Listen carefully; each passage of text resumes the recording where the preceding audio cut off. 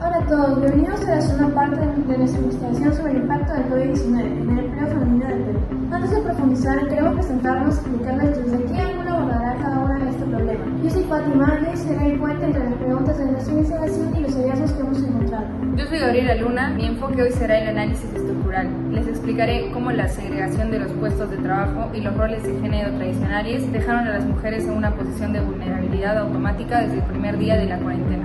Hola, me presento, soy Gabriela Gutiérrez. Mi rol será presentar la evidencia teórica y estadística, analizando los informes de la PNUD, entre otros, y estudios de investigadores como Jaramillo y Ñopo para entender la pérdida de autonomía económica en la crisis de derechos humanos de las mujeres.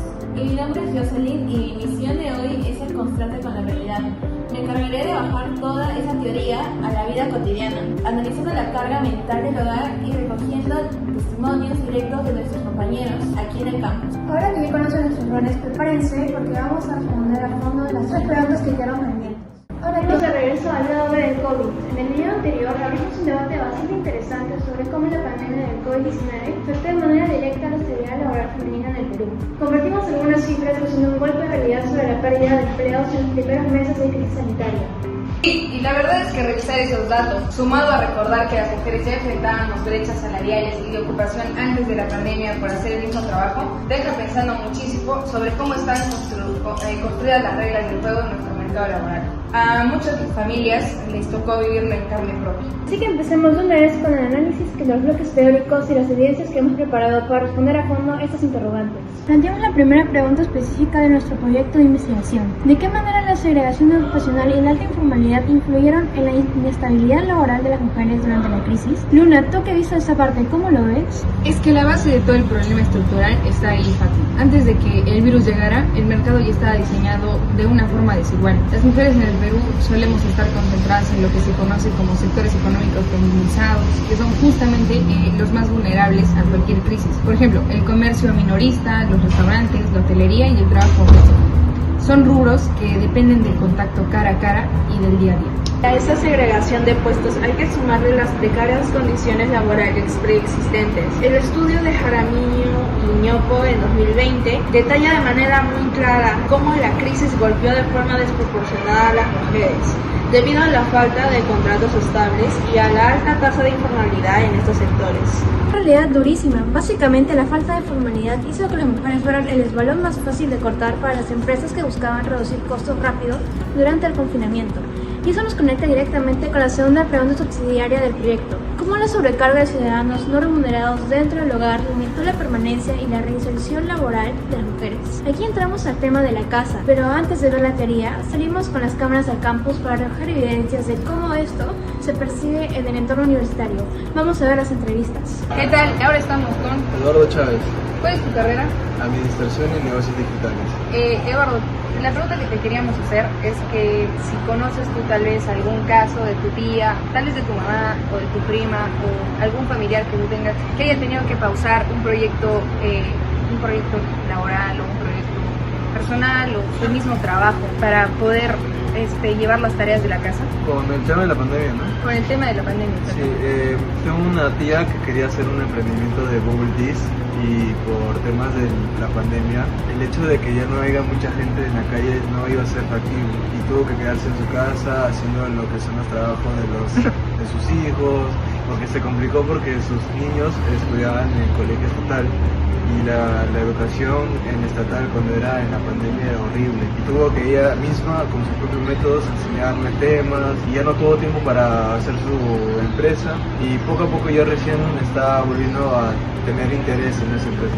Y es el único, qué interesante, pero es el único caso que tú conoces. También mi hermana que tuvo su hijo en la pandemia, que su trabajo también era presencial y tuvo que dejarlo por su hijo. Ya, muchas gracias. Entonces sí sabes que hay un impacto, ¿verdad? Obviamente hay un impacto dentro de las mujeres. Muchas gracias. Buenas tardes, vamos a hacerle una entrevista a Micaela. ¿Cuál es tu carrera? Administración y Negocios Digitales.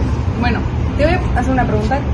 Ponte en una situación de que, conoces a una familia que tiene a su mamá y a su papá y a un hijo. Imagínate que el hijo se enferma gravemente. ¿Quién crees que siente mayor responsabilidad social o familiar de pedir permiso para cuidarlo y para quedarse en casa? Yo creo que teniendo en cuenta de que vivimos en una sociedad en donde los trabajos predominan los hombres y normalmente puestos importantes de trabajo no se le dan tan fácil a las mujeres, ya que vivimos en una sociedad machista, como digo. Entonces yo creo que claramente la mujer sería vista de manera negativa frente a un hombre a faltar a su trabajo, ya que pues siempre es vista como que tú te tienes que quedar en la casa a cuidar a tus hijos. Entonces Por los roles de género. Por los roles de género que ya están predispuestos en la sociedad, aunque no debería ser así, pero sí son. Entonces yo creo que claramente la mujer sería vista de una manera negativa, y es más, si el hombre lo hace, sería visto de una manera positiva, ya que sería, ay, qué buen padre eres, pero a una madre sería, oye, eres un irresponsable porque faltas al trabajo. Gracias. Viendo estos testimonios de los compañeros, el panorama en la realidad fue un colapso total para millones de hogares, tal como lo detalla Jessica Maeda en su análisis para el IDHQ en 2020, cuando el gobierno ordenó el cierre total de las escuelas, los nidos, las estancias infantiles, etcétera, para evitar los contagios en el entorno familiar y en la sociedad. Se asumieron casi en automático que las mujeres debían ser las encargadas de resolver el problema puertas adentro. Nadie se sentó a negociarlo. Las estructuras sociales simplemente asumieron que nosotros debíamos asumir el costo de esa decisión política. Justamente por eso el análisis de Jessica Maeda detallaba que la crisis sanitaria empujó a la fuerza laboral de las mujeres urbanas al límite, al asumir de forma desproporcionada el trabajo doméstico y de cuidado no remunerado. Se generó una barrera insalvable para que pudieran mantener sus empleos o reinsertarse en el mercado laboral. Ese tiempo extra que gastaban limpiando, cuidando o cocinando era tiempo que les restaba la posibilidad de buscar un nuevo empleo, si en ese caso habían sido despedidas, o tiempo que perdían para poder seguir estudiando, capacitándose o postular en un ascenso. Este tipo de problemas que frena la carrera profesional por completo y en muchos casos saca a las mujeres del mercado.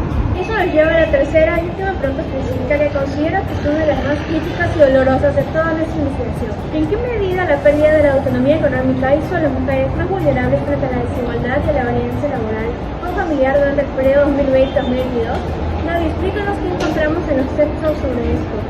El impacto va mucho más allá de las horas de trabajo. Un informe del Programa de las Naciones Unidas para el Desarrollo, el PNUD, advertía que el COVID-19 ampliaría de forma alarmante la brecha salarial entre mujeres y hombres en todo el mundo, empujando a millones de estas más hacia la pobreza extrema debido a la pérdida de su autonomía económica. Perder su autonomía tiene consecuencias directas en la seguridad de las mujeres. La investigadora Eliana Coloma, en su artículo para la revista de la Universidad de Lima, analiza precisamente cómo la inestabilidad laboral incrementó de forma exponencial la vulnerabilidad frente a la desigualdad y a la violencia, tanto en el ámbito familiar como en el propio centro de trabajo. La investigación de Coloma explica que al perder sus ingresos propios y pasar a depender económicamente de tu pareja al 100%, el balance de poder dentro de la casa se rompe. En contextos donde ya existía una dinámica de violencia familiar o psicológica latente, quedarse sin recursos propios convierte la casa en una prisión material. Es extremadamente difícil dejar una situación de riesgo si no tienen las herramientas financieras mínimas para sobrevivir afuera.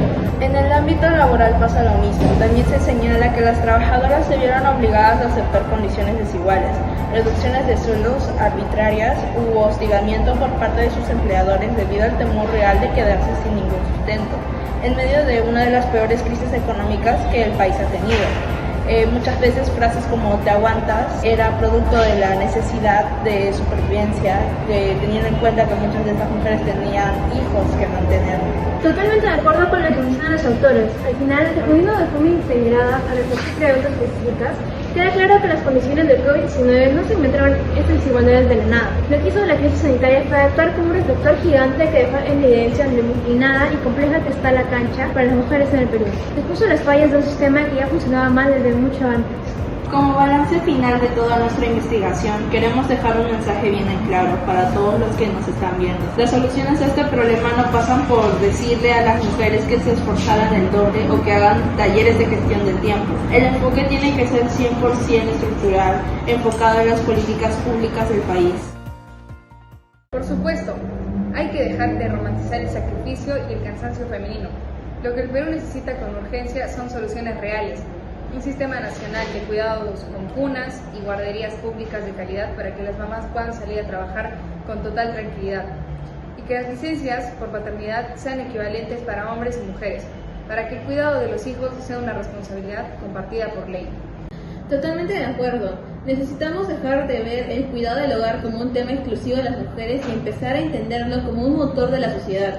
Queremos agradecer profundamente a los compañeros del campus de UTEC que nos dieron unos minutos de su tiempo para las entrevistas.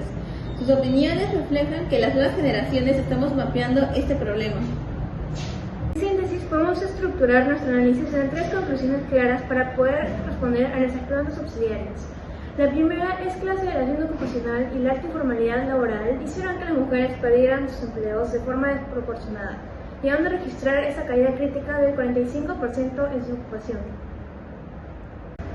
La segunda conclusión es que el cierre de las escuelas y nidos obligó a las mujeres a absorber una severa sobrecarga de cuidados no remunerados dentro del hogar, lo que saboteó por completo su capacidad de reinserción laboral. Y la tercera es que la consecuente pérdida de esta autonomía económica terminó por romper el balance de poder dentro de las casas, elevando drásticamente su vulnerabilidad frente a situaciones de violencia y desigualdad.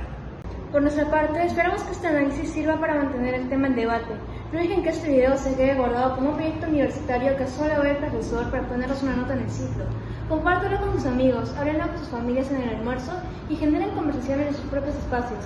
El cambio empieza por visibilizar los datos. Esto fue el lado B del COVID, respuestas, datos y realidad.